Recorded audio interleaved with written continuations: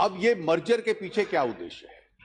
इससे पहले बैंक्स की जो स्थिति थी, स्टेट बैंक ऑफ इंडिया के साथ 5 उसके सब्सिडरी बैंक्स और एक भारतीय महिला बैंक जिसमें केवल 40 ब्रांचेस थी।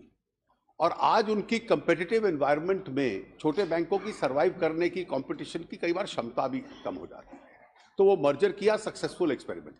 मर्जर में मैं स्पष्ट कर दूं कि एक हम आश्वासन हमेशा देते हैं कि किसी व्यक्ति का रोजगार नहीं जाएगा, और जो वो मर्जर हुआ उसके बाद जिस जोन में कर्मचारी होता है उसको अपने जोन से बाहर नहीं भेजा जाता। जो कश्मीर में है उसको कश्मीर में ही पोस्टिंग मिलती है, जो दक्षिण भारत में था, केरल में था, उसको ट्रावनकोर कोचीन बैंक में था, उसको वही ब्रांचेस जहां जहां उसकी है पोस्टिंग मिलती है।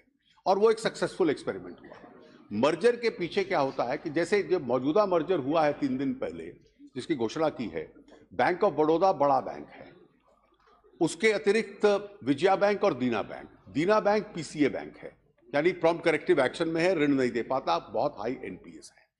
इन तीनों को मर्ज करने के बाद 2 उसमें बैंक्स ऐसे हैं जिनका स्वास्थ्य अच्छा है, एक का कमजोर है। मर्ज करने के बाद एक बड़ी एंटिटी बनती है जो स्टेट बैंक के बाद नंबर 2 सबसे बड़ा बैंक इस देश का होगा। संख्या कम होगी लेकिन स्टेट बैंक की क्षमता वाले, शक्ति वाले प्रभावी बैंक्स होंगे और उनकी सर्वाइवल, उनकी कंपेटिटिव एनवायरनमेंट में एग्जिस्टेंस अपने आप में और सरल होती है। और इसका दूसरा लाभ देखिए, जो कॉस्ट ऑफ लेंडिंग होती है, बोरोइंग होती है, जिस आपकी जब क्षमता बढ़ती है और आपके आंकड़े बहुत अच्छे रहते हैं, तो जिस दर के ऊपर आपको पैसा मिलता है, कॉस्ट ऑफ बोरोइंग, वो और सस्ता हो जाता है। तो बैंक के लिए सर्वाइव करना और सरल होता है। इसका तीसरा उद्देश्य होता है कि मान लीजिए एक इलाके में तीनों बैंक्स की ब्रांचेस हैं, तो वो तो मल्टीप्लिकेशन ऑफ एनर्जी है। वहां एक बैंक भी हो सकता है इन 3 में से, और बाकी 2 का क्या करेंगे, उसको उस जगह आप रीएलोकेट कर सकते हैं जहां दूर दूर तक कोई ब्रांच नहीं है।